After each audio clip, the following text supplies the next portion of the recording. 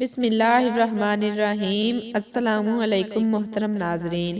ماہ رمضان اپنی تمام تر فضیلتوں، برکتوں اور رحمتوں کے سبب خاص اللہ کا مہینہ ہے، اور خوش نصیب ہیں وہ لوگ جو اس ماہ مقدس میں اللہ سبحانہ و تعالیٰ کی خوشنودی حاصل کرنے کے لیے اپنا قیمتی وقت اللہ کے حضور اللہ کی عبادت میں گزارتے ہیں۔ چنانچہ مسلم شریف میں ابو ہریرہ رضی اللہ تعالیٰ عنہ سے روایت ہے، اگر کبیرہ گناہوں سے بچا جائے تو جمعہ سے جمعہ پانچوں نمازوں میں اور ایک رمضان سے دوسرے رمضان تک کے جتنے گناہ ہوتے ہیں وہ سارے کے سارے اللہ سبحانہ و تعالیٰ معاف فرما دیتے ہیں۔ اسی طرح کنز الایمان میں لکھا ہے کہ اگر کسی نے جمعہ اچھے انداز میں گزار لیا تو باقی دن بھی اس کے اچھے انداز میں گزر جائیں گے، اور جس نے رمضان اچھے انداز میں گزار لیا تو آنے والا پورا سال اس کا اچھے انداز میں گزار دیا جائے گا۔ امام ربانی مجدد الافسانی رحمت اللہ علیہ اپنی مکتوبات میں فرماتے ہیں کہ یہ رمضان کا مہینہ آنے والے سال کا ایک نمونہ ہوتا ہے۔ جس انداز سے بندہ گزارتا ہے اللہ تعالیٰ بقیہ سال اسے انہی اعمال کی توفیق عطا فرما دیتا ہے۔ مثال کے طور پر ایک نوجوان اگر یہ چاہتا ہے کہ میں اپنی آنکھوں کا پرہیز کروں، یعنی غیر محرم سے اپنی آنکھوں کو بچاؤں، تو وہ رمضان میں اس کی مشق کر لے۔ اگر پورا رمضان غیر محرم سے نظر بچا لی، بقیہ پورا رمضان اللہ تعالیٰ اس کو توفیق عطا فرما دیں گے۔ آپ پورا رمضان تہجد کی پابندی کر لیجئے، تلاوت کی اور دیگر عبادات کی پابندی کر لیجئے، اور پھر دیکھیے کس طرح بقیہ پورا سال وہ کام آپ کے لیے آسان ہو جاتے ہیں، یعنی اللہ تعالیٰ ان کاموں کی توفیق دے دیتے ہیں۔ یہی وجہ ہے کہ ہمارے اسلاف اور اکابر رمضان المبارک کے مہینے کو بڑے ہی اہتمام کے ساتھ گزارتے ہیں۔ بخاری شریف کی روایت ہے کہ ایک صحابیہ حج پر جانا چاہتی تھی، خاوند نے نہ کر دی۔ اس نے اپنے خاوند سے پوچھا کہ کیوں نہ جاؤں، تو کہنے لگے کہ سواری نہیں ہے۔ اس صحابیہ نے کہا کہ تیرا اونٹ تو گھر کے آتے میں بندھا ہوا ہے۔ خاوند کہنے لگا کہ اس اونٹ کے متعلق میں پہلے سے ہی صدقہ کی نیت کر چکا ہوں، لہٰذا اب وہ میرا نہیں، وہ اللہ کی امانت ہے، لہٰذا اب میں تمہیں اس پر نہیں لے جا سکتا۔ وہ صحابیہ خاموش ہو گئیں اور نبی کریم صلی اللہ علیہ وسلم کے حضور حاضر ہو گئیں اور کہنے لگیں، اے اللہ کے نبی، میرا بڑا ہی جی کرتا تھا کہ میں اللہ کے حضور حاضر ہو جاؤں، مگر میرے خاوند نے کہا کہ سواری نہیں، اور اس نے اپنا اونٹ اللہ کی راہ میں صدقہ کر دیا ہے، اس لیے اب اس پر نہیں لے جا سکتا۔ تو نبی کریم صلی اللہ علیہ وسلم نے پہلے اس صحابیہ کے خاوند کو سمجھایا کہ دیکھو، یہ حج کا عمل بھی اللہ کے راستے پر جانے کا ہی عمل تھا، تم اگر اس اونٹ پر اپنی بیوی کو یہ حج کروا دیتے تو اس میں کوئی حرج نہیں تھا، لیکن ساتھ ہی آپ صلی اللہ علیہ وسلم نے اس عورت کو یہ فرما دیا، اچھا اب تم رمضان میں عمرہ کر لینا، اس کا ثواب میرے ساتھ حج کرنے کے برابر ہوگا۔ رمضان المبارک کے مہینے کو اللہ سبحانہ و تعالیٰ نے ایسی فضیلت عطا فرمائی ہے۔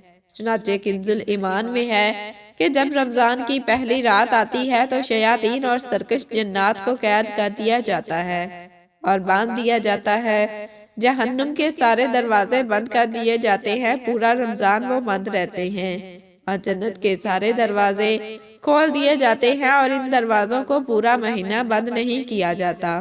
اور ایک ندا دینے والا فرشتہ ہر رات یہ ندا دیتا ہے، اے نیکی کے متلاشی آگے بڑھ، اے برائی کی تلاش کرنے والے تھم جا۔ ہر رات میں اللہ تعالیٰ جہنم سے جہنمیوں کو بری فرما دیتے ہیں۔ کنز الایمان محترم ناظرین، اب یہاں یہ سوال بھی ذہن میں آتا ہے کہ جب شیاطین کو باندھ دیا جاتا ہے تو پھر برائی کیوں کر ہو سکتی ہے؟ تو علماء کرام نے اس سوال کے متعدد جوابات دیے ہیں۔ حقیقت کے قریب ترین یہ ہے کہ جب کسی انسان کا نفس سارا سال شیطانی خواہشات اور لذتوں میں جکڑا رہتا ہے تو اس میں اس قدر خباثتیں پیدا ہو جاتی ہیں کہ بے شک شیاطین قید میں ہوتے ہیں، تو ایسے انسان سے برائی سرزد کروانے کے لیے اس کے نفس کی خباثت ہی کافی ہوتی ہے، لہٰذا وہ انسان کو گناہوں پر اکسائے رکھتا ہے، یا پر برے دوست بھی ہو سکتے ہیں، یار بد ان کی وجہ سے انسان رمضان میں بھی نیکی کے کاموں میں نہیں آتا۔ اس مسئلے کے لیے ایک خوبصورت مثال دی جاتی ہے کہ جب لوہے کو دہکتی ہوئی بھٹی میں ڈالا جائے تو وہ حرارت کی شدت کے سبب سرخ ہو جاتا ہے، اور پھر اس لوہے کو بھٹی سے باہر نکال بھی لے تو وہ فوراً ٹھنڈا نہیں ہو جاتا بلکہ گھنٹہ 2 گھنٹے گرم ہی رہتا ہے۔ تو شیطان نے انسان کو گناہوں کی بھٹی میں اس قدر گرما دیا ہوتا ہے کہ ان لوگوں کے لیے رمضان کا مہینہ آ بھی جاتا ہے تو وہ گرمی اسی طرح موجود رہتی ہے۔ نبی کریم صلی اللہ علیہ وسلم نے فرمایا، جس بندے کو رمضان المبارک کے اندر موت آ گئی تو اللہ تعالیٰ اس کو جنت کے اندر داخل فرما دیتے ہیں۔ سیدہ عائشہ صدیقہ رضی اللہ تعالیٰ عنہا بیان فرماتی ہیں کہ رمضان المبارک میں نبی علیہ السلام عبادات میں اتنی محنت فرماتے تھے، مشقت اٹھاتے تھے کہ رمضان کے علاوہ کسی اور مہینے میں اس قدر محنت نہیں فرماتے تھے۔ ایک اور روایت میں ہے، سیدہ عائشہ صدیقہ رضی اللہ تعالیٰ عنہا فرماتی ہیں کہ جب رمضان کا مہینہ آتا ہے تو نبی علیہ السلام اپنی تہہ بند کو کسی کے ساتھ باندھ دیتے تھے، پھر پورا مہینہ گزرنے تک اپنے بستر پر واپس نہیں آیا کرتے تھے۔ اللہ اکبر۔ بہقی شریف کی ایک روایت ہے کہ جب رمضان کا مہینہ آتا ہے تو نبی علیہ السلام کے چہرے کا رنگ بدل جاتا تھا، اور نبی علیہ السلام نوافل کثرت کے ساتھ ادا فرماتے تھے اور اپنی دعا میں اللہ کے سامنے اس قدر عاجزی کرتے تھے کہ آپ صلی اللہ علیہ وسلم کا چہرہ انور سرخ ہو جایا کرتا تھا۔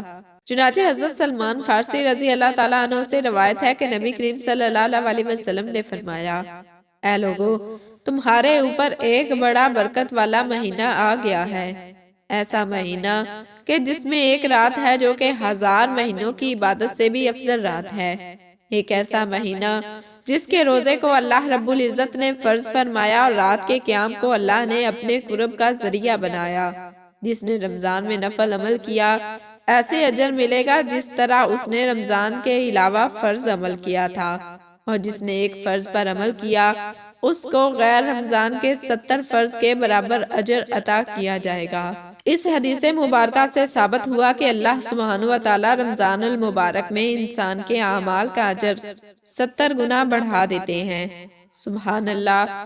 چنانچہ نبی علیہ السلام نے ارشاد فرمایا، یہ صبر کا مہینہ ہے اور صبر کا بدلہ جنت ہے۔ اس مہینے کے پہلے دن رحمت، درمیان کے 10 دن مغفرت اور آخری 10 دن آگ سے آزادی کے دن ہیں۔ محترم ناظرین، امام ربانی مجدد الافسانی رحمت اللہ علیہ اپنی مکتوبات میں فرماتے ہیں، اے کاش پورے سال کی برکتوں کو رمضان المبارک کی برکتوں کے ساتھ اور نسبت ہوتی تو ایک دریا کو سمندر کے ساتھ ہوتی، مگر وہ بھی نہیں۔ یعنی اس مہینے کی برکتیں دریا کے مقابلے میں سمندر سے بھی کئی گنا زیادہ ہیں۔ چنانچہ نبی علیہ السلام نے ارشاد فرمایا، اس مہینے میں 4 اعمال زیادہ کرو، جن میں سے 2 اعمال تو ایسے ہیں جن سے تم اپنے رب کو راضی کرو، جبکہ 2 عمل ایسے ہیں ان کے سوا کوئی چارہ ہی نہیں۔